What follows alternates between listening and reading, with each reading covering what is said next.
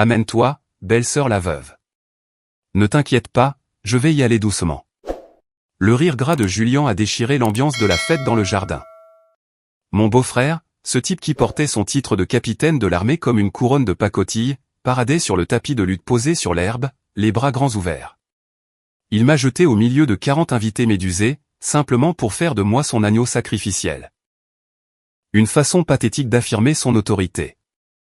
Dans un coin, sa sœur ricanait. Fais attention de ne pas te casser un ongle, ma belle. Ma belle-mère, cette femme dont la vie même dépendait des factures médicales que je payais en secret, avec mon propre sang, depuis 8 longues années, était simplement assise là, sirotant son thé. Elle laissait sa belle-fille veuve se faire piétiner. Et le pire, c'était Mia. Ma fille de 6 ans se tenait là, tremblante, regardant sa mère devenir la risée de son propre oncle. Depuis la mort de mon mari, je prenais sur moi, je serrais les dents. Je jouais le rôle de la mère faible, celle qui profite du système et travaille dans un bureau, juste pour maintenir une fausse paix dans cette famille toxique. J'avais refusé une centaine de fois, en baissant la tête. Mais à cet instant, le regard perçant de mon propre père dans la foule m'a frappé, tel un ultimatum silencieux. Batte-toi, ou tais-toi à jamais. J'étais fatigué. J'ai lentement posé mon verre sur la table, enfermant à double tour la faiblesse d'une veuve. En regardant droit dans le sourire arrogant de mon beau-frère, mon visage est devenu glacial. Plus aucune émotion. J'ai marché sur le tapis, en articulant chaque mot. Si c'est ce que tu veux. Cet homme arrogant souriait encore, convaincu qu'il pouvait facilement écraser l'orgueil d'une faible veuve. Quand il a lancé son coup fatal droit sur moi, je n'ai pas reculé d'un seul pas. Au lieu de ça, je l'ai fixé droit dans les yeux, et l'air dans tout le jardin s'est instantanément glacé, accompagné d'un craquement écœurant. Ce n'était pas le son de l'échec. C'était le son du masque de l'endurance, que j'avais porté en serrant les dents pendant 8 ans, se brisant en 1000 morceaux. Au milieu du choc de la foule, une seule personne n'a pas scié. Mon père. Il savait exactement ce que le monstre en moi venait de faire. Car tout ce qui a fait de moi ce que je suis aujourd'hui a commencé avec lui. Mais pour comprendre pourquoi quelqu'un comme moi a accepté de se réduire à une veuve pathétique dans cette famille toxique pendant si longtemps, je dois vous ramener au tout début. L'odeur de diesel brûlé et de sueur aigre. Voilà d'où je viens. J'avais l'habitude de me tenir dans le garage glacial, à côté du capot rouillé d'un vieux camion Ford. Mon père, Arthur, était à moitié enfoui sous le châssis, les avant-bras couverts d'une épaisse graisse noire. Le sol du garage était en béton fissuré, toujours gelé, sentant toujours la vieille huile de moteur. Il forçait sur un boulon récalcitrant jusqu'à ce que ses jointures saignent, puis il rampait hors dessous le camion et essuyait la sueur de ses yeux avec le dos de sa main. Il ne se plaignait jamais.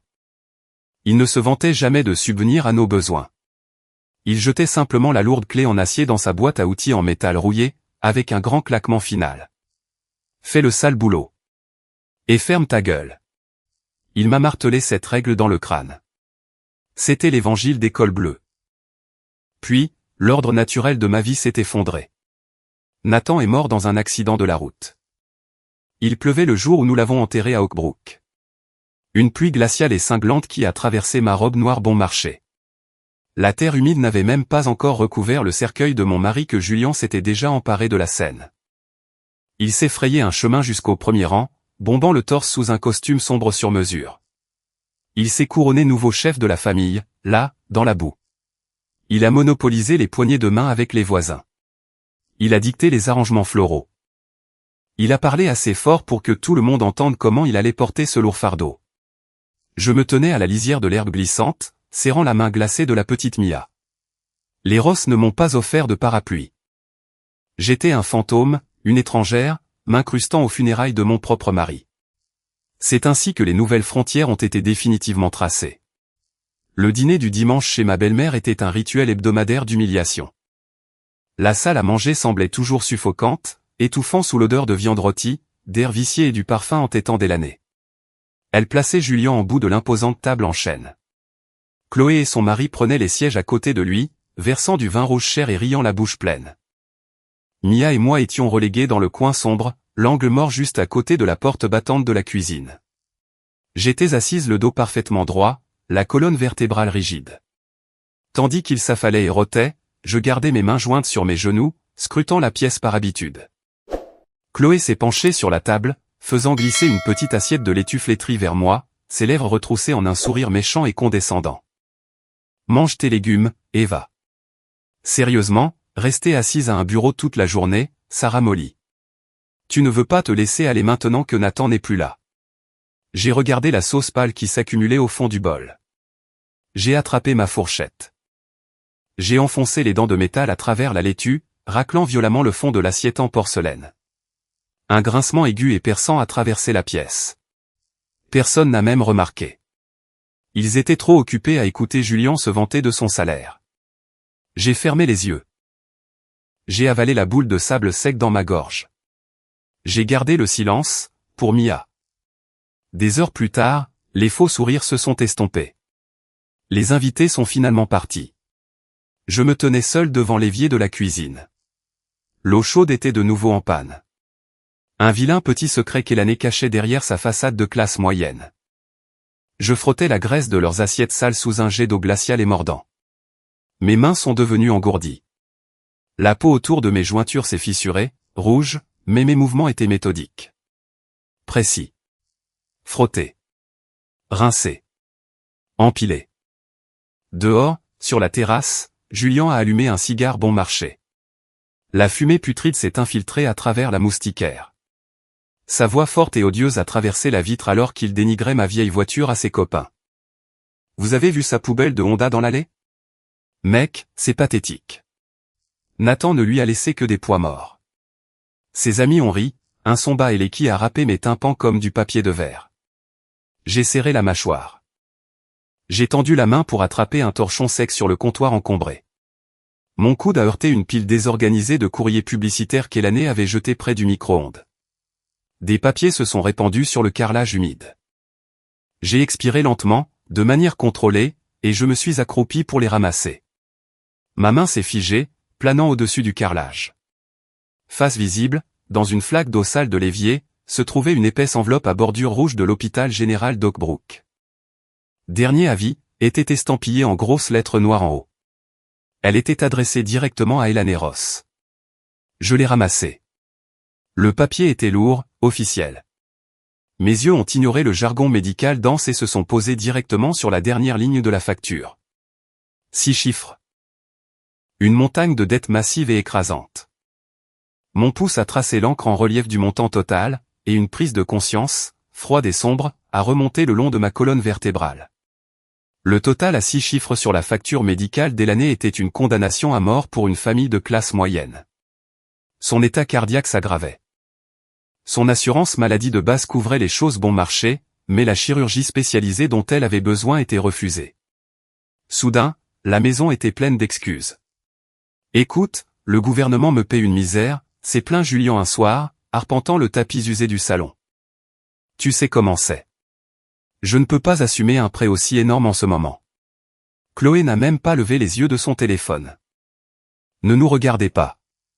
Les frais de scolarité de l'école privée des enfants viennent encore d'augmenter. On est à sec. Il se renvoyait la balle, une patate chaude de responsabilité que personne ne voulait attraper. Plus tard cette nuit-là, la maison était d'un calme plat. J'étais assise dans ma chambre glaciale. La seule lumière venait de l'éclat blanc et dur de l'écran de mon ordinateur portable. J'ai regardé la photo encadrée de Nathan sur la table de nuit, son sourire, ses yeux bienveillants. Je suis retourné à l'écran. Je me suis connecté au portail de Paix fédérale. J'ai ouvert le compte contenant ma prime de risque. Ce n'était pas de l'argent normal. C'était l'argent du sang. Chaque euro sur ce compte avait été gagné au cours de nuits blanches et suffocantes, dans la poussière étouffante du Moyen-Orient. C'était le prix d'explosions assourdissantes qui laissaient mes oreilles bourdonner pendant des jours. C'était le coup de transporter David dehors de l'obscurité, pendant que son sang chaud imprégnait ma chemise. C'était la douleur aiguë et permanente dans mon épaule gauche, là où la peau avait été déchirée il y a 2 ans. Mes doigts planaient au-dessus des touches en plastique froid. J'ai tapé le code de facturation de l'hôpital général d'Oakbrook. J'ai transféré la totalité du solde. Chaque centime de ma prime de risque, disparu pour sauver une femme qui ne m'aurait même pas offert un parapluie à l'enterrement de son propre fils. J'ai cliqué sur « Confirmer ». La transaction s'est effectuée. Un clic sec et creux a résonné dans la pièce sombre. J'ai fermé l'ordinateur portable, laissant tomber mon visage dans mes mains rugueuses et calleuses. Samedi après-midi. Les Ross organisaient une réception dans le jardin. Le temps était parfait. L'air sentait l'herbe fraîchement coupée et les pâtisseries coûteuses. Julien avait invité quelques-uns de ses amis. Chloé avait invité les voisins. Même Monsieur James Cooper, un riche investisseur local que Julien cherchait désespérément à impressionner, était assis sur le mobilier de jardin. Élanie tenait salon au centre du luxueux canapé d'extérieur. Elle portait un chemisier en soie tout neuf. Ses cheveux étaient fraîchement coiffés. Il n'y avait aucun signe d'une femme au bord de la faillite médicale. Je me tenais juste à l'intérieur de la porte-fenêtre coulissante, tenant un plateau en aluminium de thé glacé, complètement invisible. « Je suis tellement béni », annonça Élanie. Sa voix portait par-dessus le tintement des délicates tasses en porcelaine. Elle se pencha et tapota affectueusement le genou de Julien. « Mon opération du cœur est entièrement payée, pas un centime de dette. » Monsieur Cooper haussa un sourcil, impressionné. « C'est une facture salée, Élanie. Vous devez avoir une excellente couverture. »« Oh, j'ai quelque chose de mieux, » rayonna-t-elle en faisant un large geste vers son plus jeune fils. « J'ai Julien. Il s'est occupé de tout. Impeccable. C'est ça, un militaire. Un vrai sens des responsabilités. Une vraie fierté. » Les invités murmurèrent leur admiration. Chloé hocha la tête, sirotant sa boisson, totalement complice du mensonge. Je suis resté dans l'ombre de l'embrasure de la porte. Le plateau en aluminium dans ma main me parut soudain lourd. Dans la poche profonde de mon tablier délavé, mon téléphone a vibré. Une seule pulsation brève. L'alerte bancaire automatisée. Retrait réussi. À cet instant précis, Julien s'est levé de sa chaise. Il a ajusté le col de son polo coûteux. Il a pris son verre de vin rouge, offrant un sourire humble et étudié à Monsieur Cooper et au reste de la foule admirative. « Tant que maman est en bonne santé, c'est tout ce qui compte, » a dit Julien, sa voix dégoulinant de fausse modestie. « L'argent, c'est juste du papier. La famille avant tout. » La foule a levé ses verres. Je suis resté planté sur le linoléum de la cuisine. Mes doigts serraient si fort les bords du plateau en aluminium que le métal a commencé à se plier. Les jointures de mes doigts sont devenues blanches comme l'os. Les muscles de ma mâchoire se sont crispés. Je n'ai pas crié. Je n'ai pas laissé tomber le plateau. J'ai simplement fait demi-tour et je suis retourné dans la cuisine sombre et silencieuse.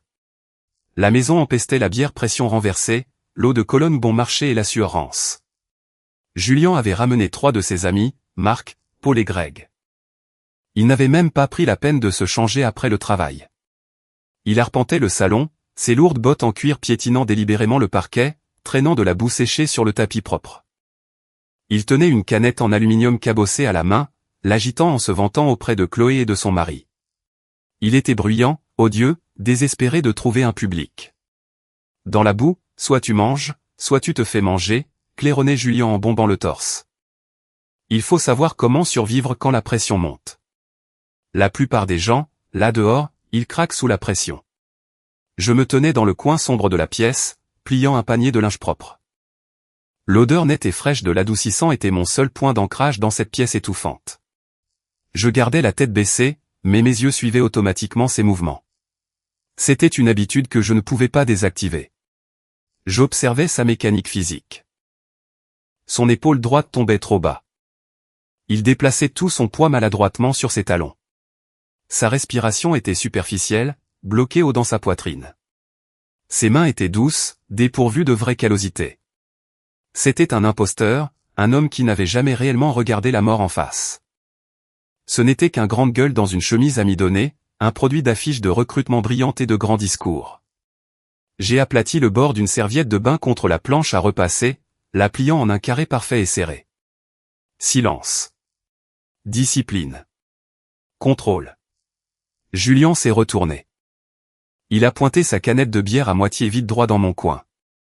Quelques gouttes de mousse tiède ont éclaboussé le parquet. Regardez ma belle-sœur, là-bas, ricana-t-il, la voix épaisse de mépris.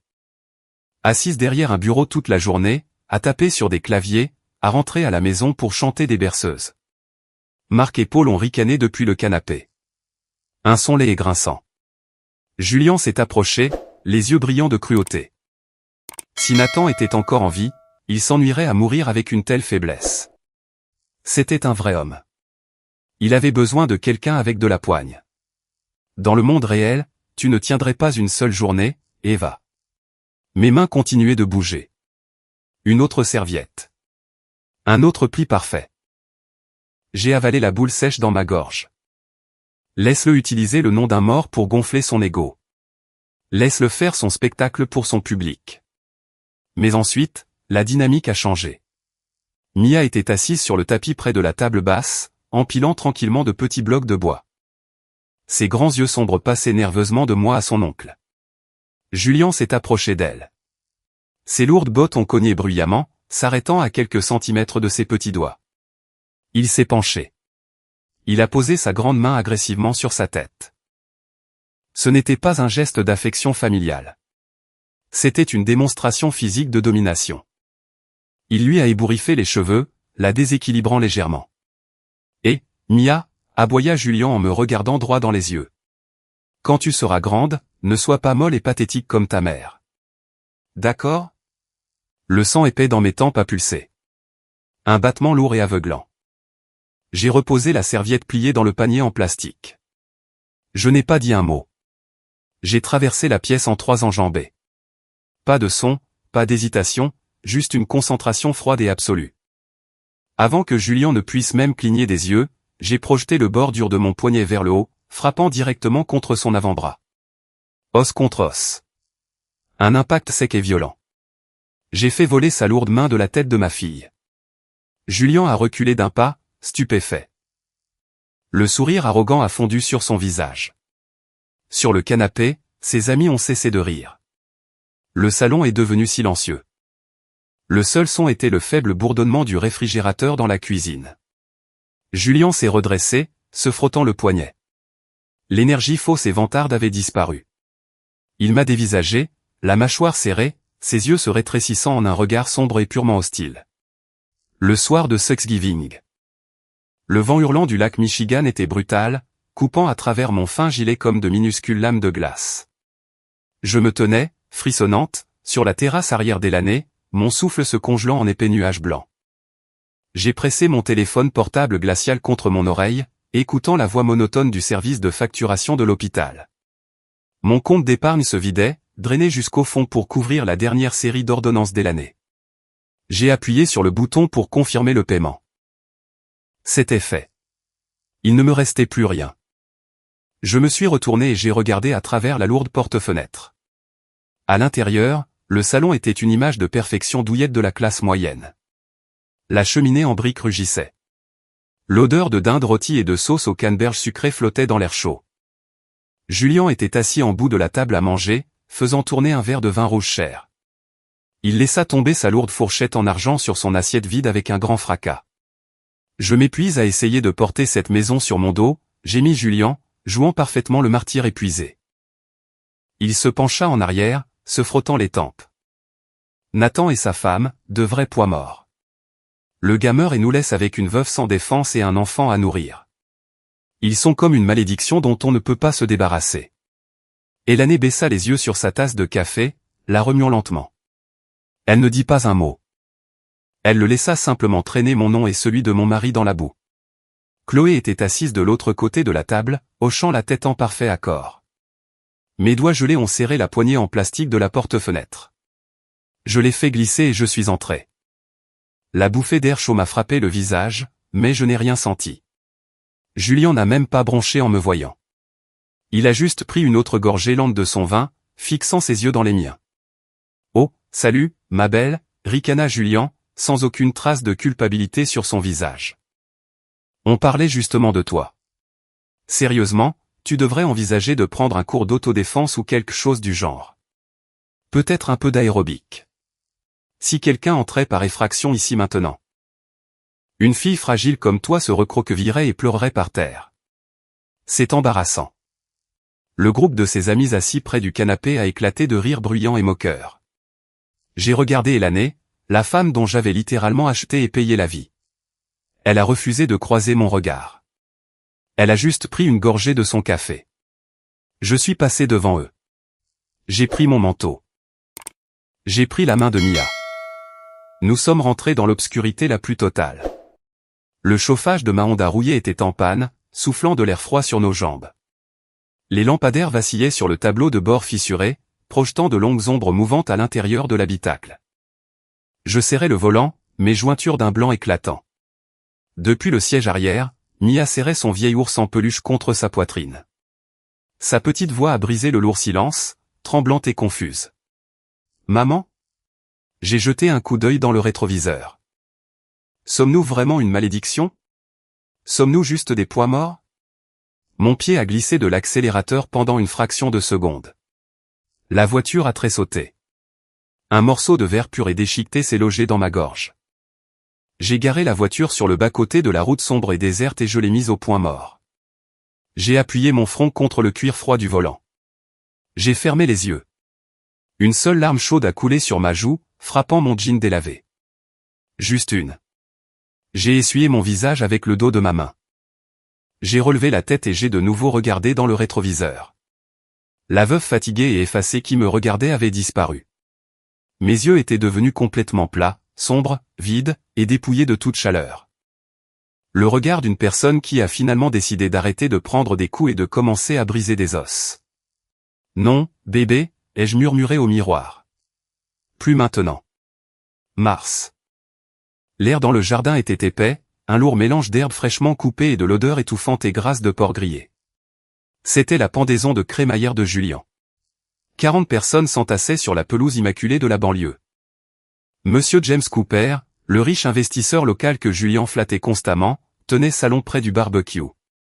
Marcus Thorne, un retraité de l'Anglais qui habitait au bout de la rue, se tenait tranquillement près de la clôture en cèdre. Et puis il y avait mon père, Arthur. Il détonnait. Il portait sa chemise en flanelle à carreaux délavés et ses bottes de travail usées, se tenant immobile parmi les polos pastels coûteux et les lunettes de soleil de créateur. Ses bras épais étaient croisés sur sa poitrine. Ses yeux étaient froids, scrutant la foule avec un dégoût calme et indéniable. Il voyait clair dans cette façade creuse et coûteuse. Au centre du jardin, Julian a sorti un épais tapis de luth en mousse. Il a enlevé ses mocassins en cuir, les jetant dans l'herbe. Il a roulé les épaules et a fait craquer son cou bruyamment, le son claquant dans l'air humide. Le grattement rugueux de ses pieds nus sur le tapis en mousse m'a crispé les dents. Depuis la terrasse, ses amis Marc, Paul et Greg huaient et entrechoquaient leurs bouteilles de bière bon marché. Julian faisait son spectacle.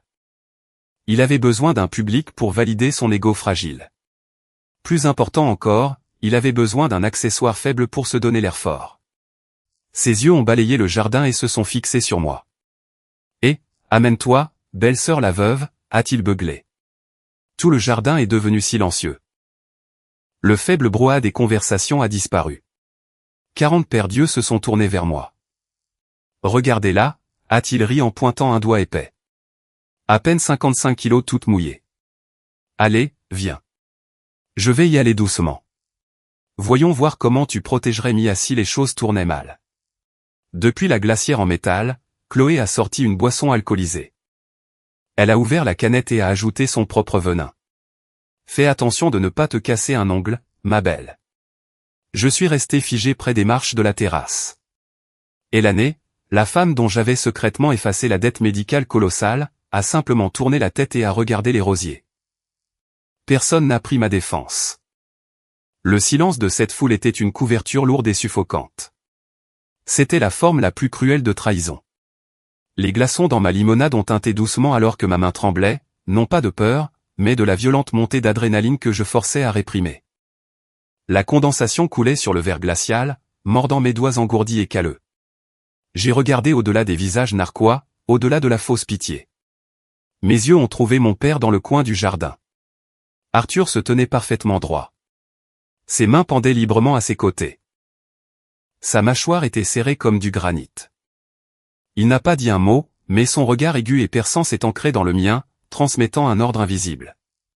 Il a fait un seul hochement de tête, presque imperceptible. Les chaînes se sont brisées. Je sais que certains d'entre vous qui m'écoutez en ce moment ont ressenti exactement ce même poids étouffant. Vous avez été poussés dans un coin, moqués et trahis par les personnes mêmes qui partagent votre sang. Si vous avez déjà dû mordre votre langue juste pour maintenir la paix dans une maison toxique, s'il vous plaît, cliquez sur le bouton j'aime, abonnez-vous à la chaîne, et écrivez le mot « assez » dans les commentaires. Faites-moi savoir que je ne suis pas seul dans ce jardin. J'ai de nouveau regardé Julien. Le temps a ralenti jusqu'à s'arrêter. La pression étouffante dans ma poitrine a disparu, remplacée par un calme glacial et creux. J'ai lentement posé mon verre moite sur la table de la terrasse. Le fond lourd a heurté la surface en verre avec un claquement sec et net. J'ai quitté le bord en béton de la terrasse. Mes chaussures se sont enfoncées silencieusement dans la terre molle. J'ai marché jusqu'au bord du tapis, regardant directement dans les yeux arrogants et souriants de Julien. Mon visage était complètement impassible. J'ai laissé un sourire sombre et fin comme une lame de rasoir se dessiner au coin de ma bouche. Si c'est ce que tu veux. Julien a bondi. Il s'est déplacé rapidement, alimenté par l'arrogance et un besoin désespéré de briser ma fierté, là, sur l'herbe. Il a projeté son corps lourd en avant pour une mise au sol brutale. Sans aucune retenue. Il voulait m'humilier. Mon esprit s'est vidé. La mémoire musculaire a pris le dessus. Sa trajectoire était un désastre. Son centre de gravité était trop haut. Il a laissé son côté droit grand ouvert. Une erreur d'amateur grossière. J'ai pivoté sur mon épaule droite, reculé d'1 centimètre pour utiliser son propre élan agressif. Ma main gauche a balayé son bras d'attaque, dégageant le chemin. En une fraction de seconde, mon bras droit s'est enroulé fermement autour de son cou épais, se verrouillant juste sous sa mâchoire. J'ai laissé tomber mon poids. Les 90 kilos de muscles de Julien se sont instantanément retournés contre lui. Il s'est étouffé, un gargouillis sec ailé s'échappant de sa gorge. Ses jambes ont fléchi comme de vulgaires chaises pliantes. Le colosse s'est effondré au sol comme une masse inerte. Alors qu'il tombait, ma main a instinctivement glissé de l'étranglement et a saisi l'arrière de son cou. J'ai guidé son lourd crâne vers le bas, l'arrêtant à seulement 1 centimètre avant qu'il ne puisse se fracasser violemment contre le fin tapis de mousse posé sur la terrasse en béton. 6 secondes. C'est tout ce qu'il a fallu. Julien gisait complètement immobile sur le dos, assommé, fixant d'un air absent le soleil éclatant de l'après-midi. Sa poitrine bougeait à peine. Le jardin s'est transformé en cimetière. 40 personnes ont retenu leur souffle. Le grésillement de la viande sur le grill était le seul son qui restait. Puis le chaos a éclaté. Marc, Paul et Greg, les grandes gueules, ont bondi de leurs chaises de jardin. Ils ont renversé leur bière, les visages rouges, s'apprêtant à sauter sur le tapis pour défendre leur ami inconscient. Pas un pas de plus, a tonné une voix à travers le jardin. Marcus Thorne, le retraité de l'Anglais, est sorti de l'ombre de la clôture en cèdre. Il a pointé un doigt raide et inflexible vers les 3 hommes. Ne faites pas un pas de plus, a aboyé Marcus, ses yeux se rétrécissant en fente froide. C'est une prise d'étranglement létale. Si vous mettez un pied sur ce tapis, elle vous brisera la nuque avant même que vous ayez le temps de cligner des yeux. Reculez, bordel. Les 3 hommes se sont figés sur place. Leur attitude de dur à cuire a complètement disparu. Ils ont regardé Julien, puis ont lentement reculé, les mains levées en signe de défaite. Je me suis levé lentement, lissant les plis de mon jean délavé. Je n'ai pas regardé la foule. Je n'ai pas regardé Elané, dont le visage avait perdu toute couleur, ni Chloé, qui avait laissé tomber sa boisson dans l'herbe. La foule s'est écartée dans un silence absolu et terrifié. Mon père, Arthur, a traversé l'espace ainsi créé. Il ne s'est pas pressé. Il n'a pas regardé l'homme pâle et inconscient sur le tapis. Il n'a même pas jeté un coup d'œil à ma belle-mère. Ses lourdes bottes de travail ont craqué doucement sur l'herbe. Il s'est arrêté juste devant moi. Les rides dures et burinées de son visage se sont adoucies en une fierté calme et immense. Il a tendu la main et a doucement saisi mon bras. C'est bon, Eva, a dit Arthur, sa voix grave et rauque portant clairement à travers le jardin silencieux. Il a regardé la terrasse avec un dégoût absolu. Les enfants ont fini de jouer à leur petit jeu. Nous rentrons à la maison. Il a tourné le dos à la famille Ross. J'ai pris la petite main de Mia dans la mienne. Nous sommes sortis par le portail latéral sans nous retourner une seule fois. Nous sommes montés dans le camion Ford rouillé garé près du trottoir. Les lourdes portes en métal se sont refermées avec un claquement assourdissant et rouillé. Le moteur a rugi, déchirant le silence suffocant de ce quartier de banlieue chic. Le trajet de retour de chez Julien était suffocant. L'air à l'intérieur de la cabine rouillée du Ford semblait épais, lourd de l'adrénaline qui brûlait encore dans mes veines. Mia était assise tranquillement sur le siège passager, ses petits bras enroulés fermement autour de son ours en peluche. Elle regardait les lampadaires défiler par la fenêtre. « Maman » a-t-elle murmuré. « Oui, bébé. » Elle a tourné la tête, me regardant avec de grands yeux complètement innocents. « Tu as juste endormi oncle Julien ? Comment tu sais faire ça ?» Une énorme boule s'est formée dans ma gorge. Elle avait un goût de cendre. Pour la première fois de sa vie, je n'avais absolument aucune idée de comment répondre à ma propre fille. J'ai réalisé l'horrible vérité. Je lui avais menti. J'avais caché la version la plus forte, la plus capable de moi-même, lui laissant l'image d'une veuve effacée et pathétique. Minuit. La maison était plongée dans le noir. Je suis sorti sur le balcon arrière. L'air de la nuit était mordant. J'ai allumé une cigarette bon marché, j'ai tiré une bouffée, et j'ai composé un numéro que je n'avais pas appelé depuis des années. Sarah Jenkins a répondu à la 3e sonnerie. C'était une vieille amie, une femme qui avait partagé avec moi ces nuits interminables et suffocantes, allongée dans le sable brûlant du désert. Je lui ai tout raconté. Les funérailles, la table du dîner, les factures d'hôpital, le tapis dans le jardin. Je m'attendais à de la validation. J'ai eu un seau d'eau glacée à la place. Sa voix à travers le haut-parleur du téléphone était plate. Brutale. Tu n'es pas noble, Eva. Tu es une lâche. J'ai arrêté de respirer. La cerise de ma cigarette brillait d'un orange vif dans l'obscurité. Tu t'es caché derrière la mémoire de Nathan, a poursuivi Sarah, son ton tranchant à travers mes excuses. Tu as utilisé l'excuse de protéger la famille pour justifier de laisser ces gens s'essuyer les pieds sur toi pendant 8 ans. Tu les as laissés t'humilier devant ton propre enfant. Ces mots m'ont frappé comme un coup physique. J'ai fermé les yeux. Le vent froid a tourné et soudain, je n'étais plus sur un balcon de banlieue. J'étais de retour dans une nuit suffocante à l'étranger. L'air épais, avec l'odeur de sable brûlé et de cuivre. David. Je me souviens avoir traîné son corps lourd et ensanglanté dans l'obscurité. Il n'arrêtait pas de halter, de s'excuser de me ralentir, de me supplier de le laisser derrière. Je me souviens avoir attrapé le col de son gilet, l'avoir tiré près de moi et lui avoir crié à l'oreille, par-dessus le bruit assourdissant, avoir besoin d'aide ne fait pas de toi un faible. Faire porter ta honte à quelqu'un d'autre, c'est ça qui te rend faible. J'ai ouvert les yeux. La cigarette se consumait jusqu'au filtre, me brûlant les doigts. J'étais devenu la chose même que je méprisais autrefois. J'avais pris la honte de la famille Ross, les dettes massives d'Elané, l'insécurité paralysante de Julien, la méchanceté mesquine de Chloé et je l'avais portée pour eux. Je les avais laissés se nourrir de ma culpabilité. Je les avais laissés vider mon compte en banque et ma dignité, tout ça parce que je pensais que c'était la bonne chose à faire pour une veuve en deuil. Endurer les abus ne ramène pas les morts. Ça ne fait que tuer les vivants. J'ai laissé tomber le mégot sur le béton froid. Je l'ai écrasé sous le talon de ma botte. J'ai fait demi-tour et je suis rentré dans la maison sombre. Je n'ai pas allumé les lumières. Je suis allé directement dans le salon et j'ai ouvert le lourd tiroir en bois du vieux bureau. J'ai atteint le fond et j'ai sorti l'épaisse pile de factures d'hôpital d'Elané, les confirmations de paiement automatique, les relevés bancaires, chaque morceau de papier documentant mon sacrifice silencieux et sanglant.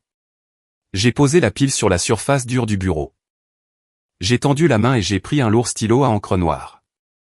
J'ai enlevé le capuchon. La veuve silencieuse et vide était morte. Le silence dans la pièce appartenait à un chasseur. J'étais assise seule dans le salon sombre. La lumière bleue et froide de l'écran de mon ordinateur portable illuminait mon visage, projetant de longues ombres sur le papier peint qui s'écaillait. J'ai ouvert le portail de facturation de l'hôpital général d'Oakbrook. Mes doigts planaient au-dessus du clavier en plastique.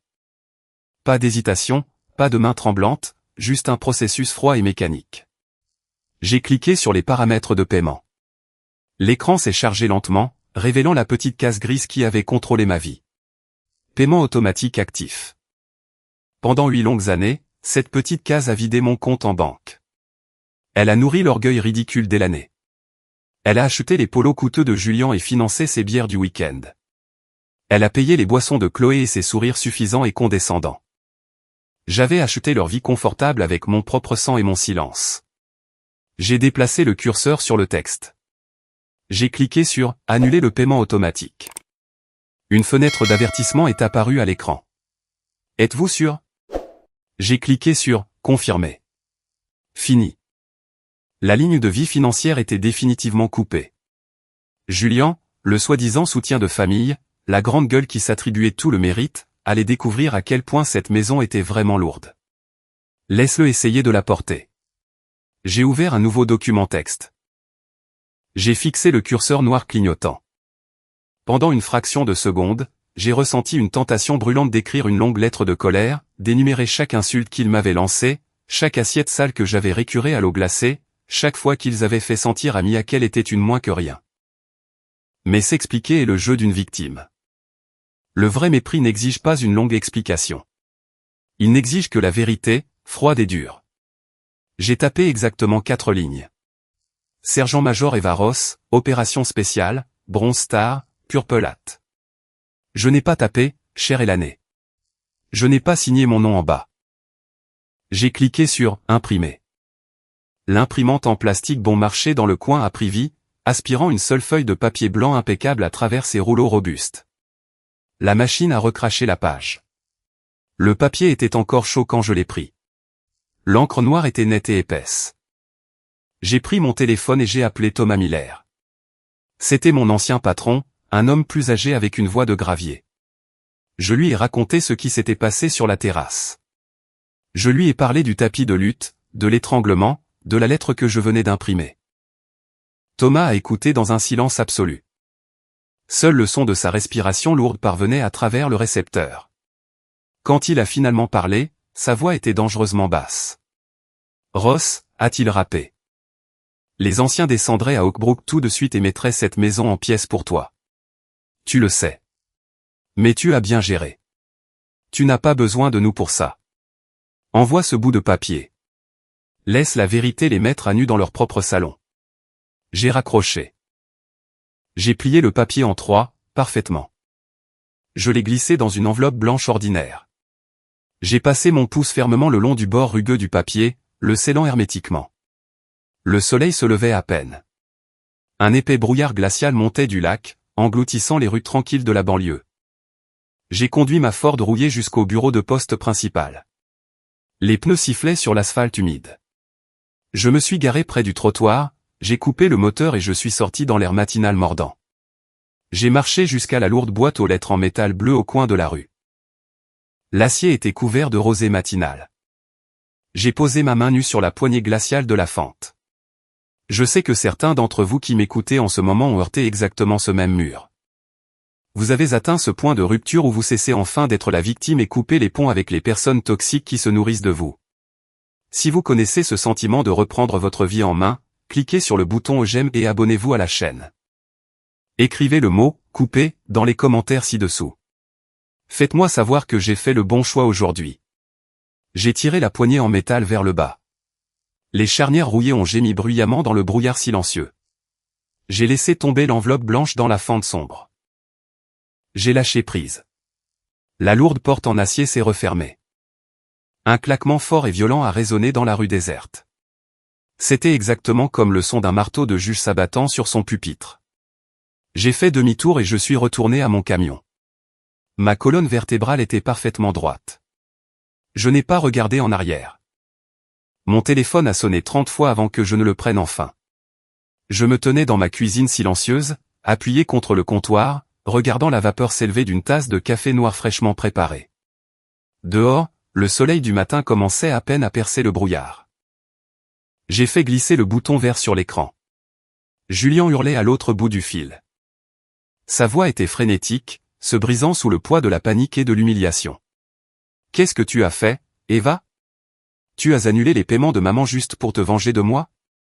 Tu es folle ?» J'ai pris une lente gorgée de mon café. Le breuvage noir et amer a glissé dans ma gorge. « Tu as dit à tout le monde que c'était toi qui subvenais à nos besoins, Julien, ai-je dit, ma voix complètement plate. Alors, subviens. » J'ai raccroché.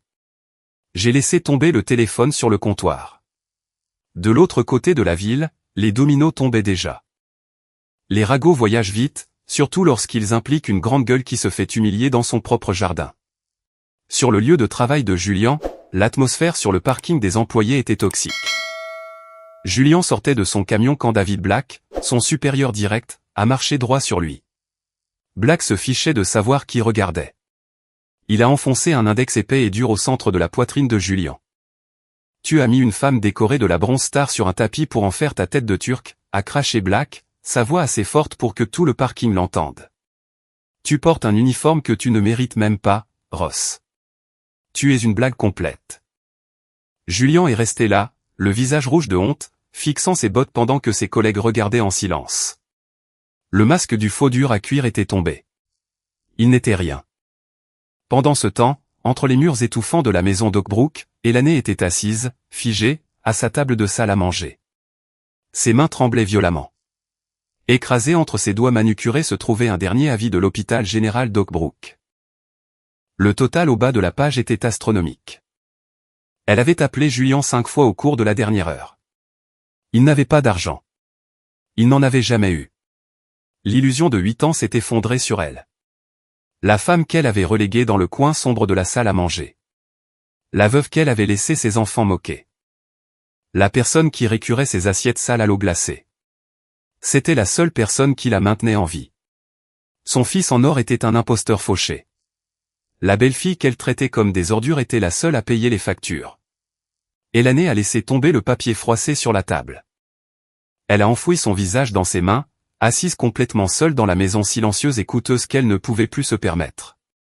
Des heures plus tard, Julian était affalé sur le canapé de son propre salon. La même pièce où il se vantait et bombait le torse. Les stores étaient baissés.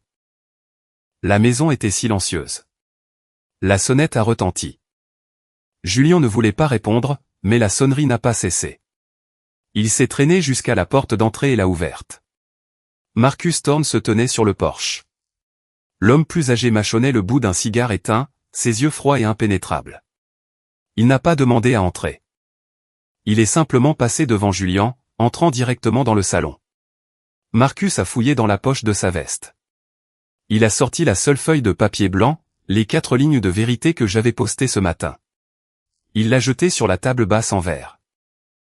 Julian a fixé les mots imprimés sur la page. Sergent-major, Bronze Star, Purpelate. Son visage est devenu entièrement pâle. Marcus a gratté une allumette, allumant son cigare. La fumée épaisse s'est enroulée dans l'air vicié du salon.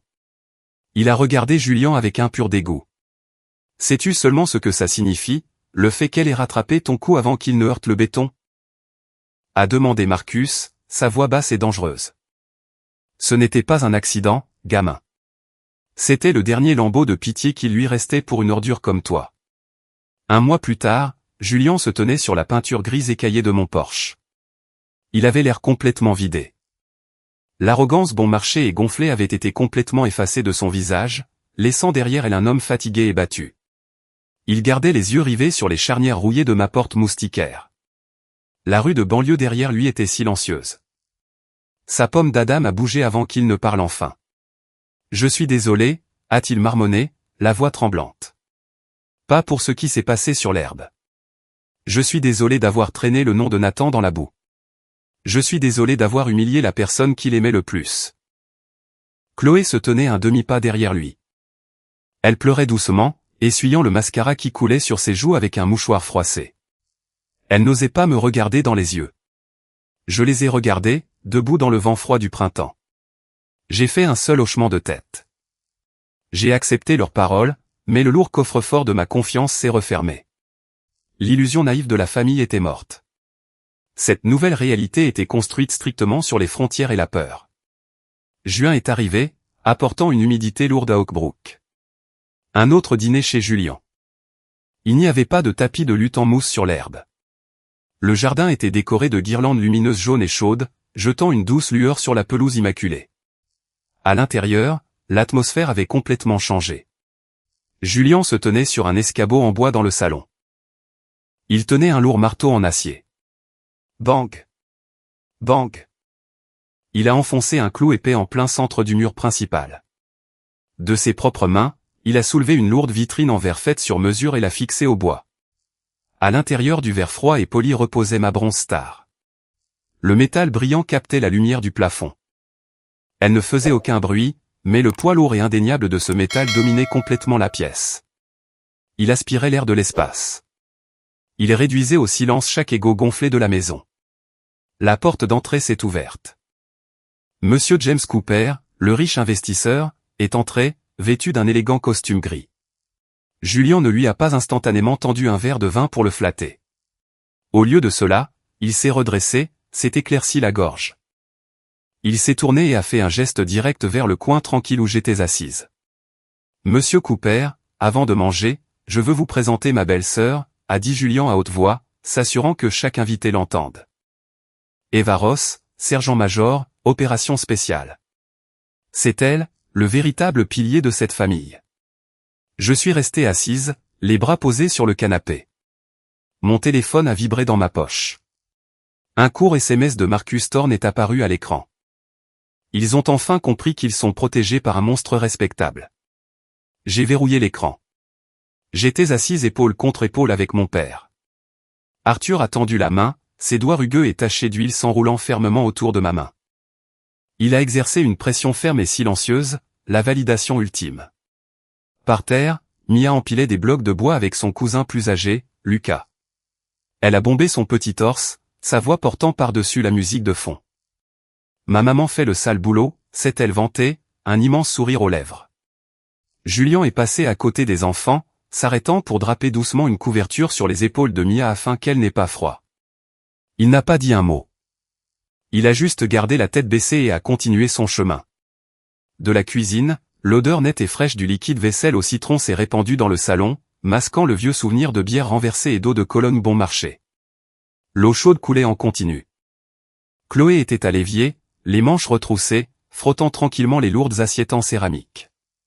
Mes assiettes. Je me suis adossé au coussin.